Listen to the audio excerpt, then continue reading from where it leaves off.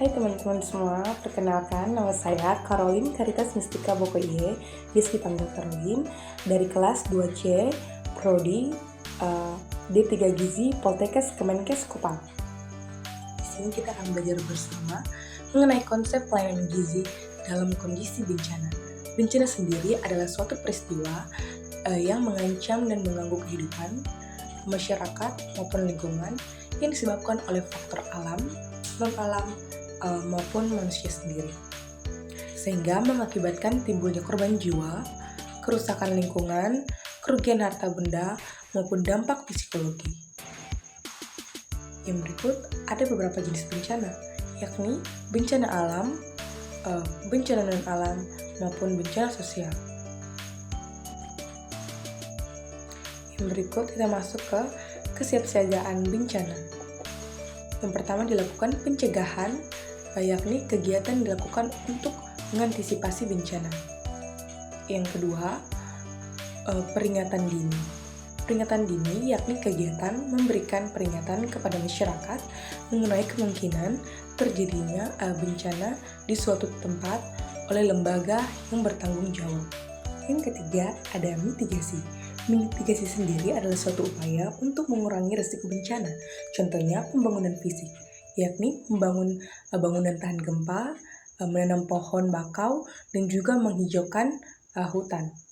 Yang berikut, penyadaran masyarakat, yakni memberikan penyuluhan dan meningkatkan kesadaran masyarakat yang tinggal di wilayah rawan gempa.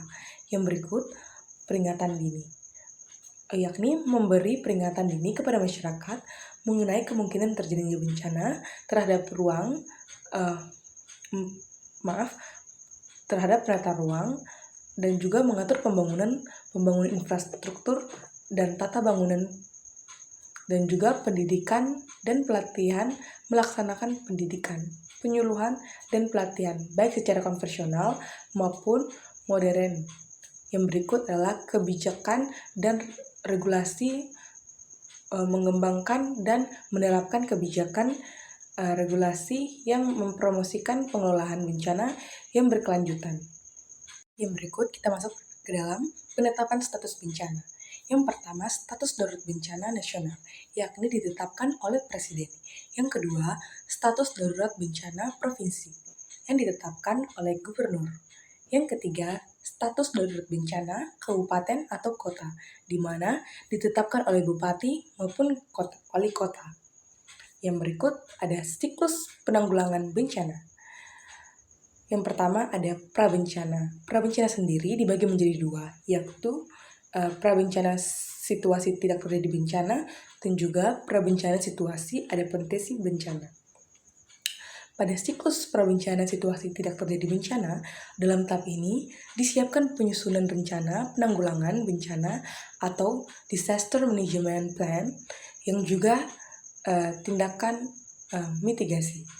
Mitigasi sendiri dibagi lagi menjadi dua, yakni mitigasi pasif dan juga mitigasi aktif. Mitigasi pasif yakni pembuatan tanda bahaya dan juga bencana serta hal-hal yang memberikan sinyal akan bahaya sendiri. Yang berikut mitigasi aktif. Mitigasi aktif lebih ke pengawasan tiap tanda bahaya yang telah dibuat dan juga adanya pelatihan dasar bencana bagi masyarakat dan juga penyuluhan dan peningkatan kewaspadaan. Yang berikut prabencana situasi ada potensi bencana.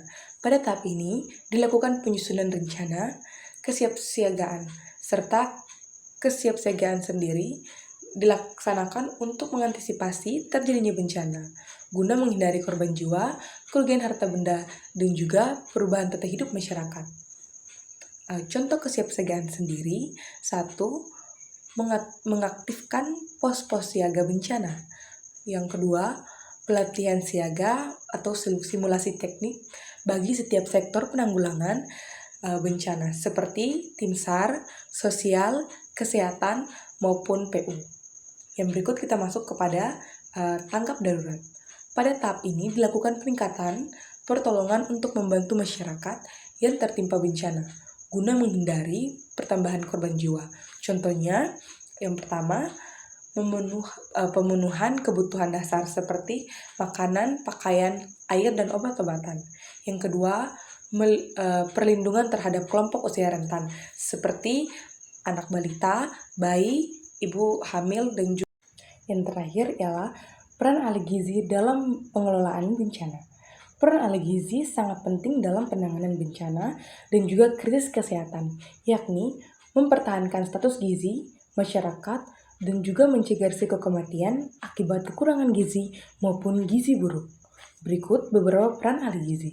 Yang pertama, melaksanakan pelayanan gizi pada situasi bencana, yakni pengkajian kebutuhan pangan dan juga gizi, mobilisasi logistik pangan darurat, penyediaan makanan darurat, suplementasi gizi, pemberian suplemen gizi, promosi ASI eksklusif, peningkatan akses layanan kesehatan untuk ibu hamil, balita, dan juga remaja putri. Yang kedua, mengelola kegiatan pemberian makan bayi dan anak. Yang ketiga, mengelola suplementasi atau kegiatan gizi bagi kelompok rentan, yakni ibu hamil, anak balita, bayi, dan juga lansia. Yang keempat, mengelola logistik gizi. Tugas ahli gizi juga yakni yang pertama, pelayanan gizi di pengungsian, yakni menyusun menu 10 hari, menghitung kebutuhan gizi massal bayi maupun ibu hamil, dan juga mengukur antropometri pada kelompok-kelompok rentan.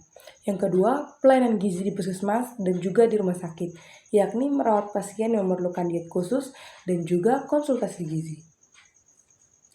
Yang keempat, pelayanan gizi di Dinas Kesehatan Kabupaten maupun kota. Yang pertama ada konsultasi kebutuhan, logistik gizi, dan juga menyusun laporan kegiatan gizi. Sekian dan terima kasih.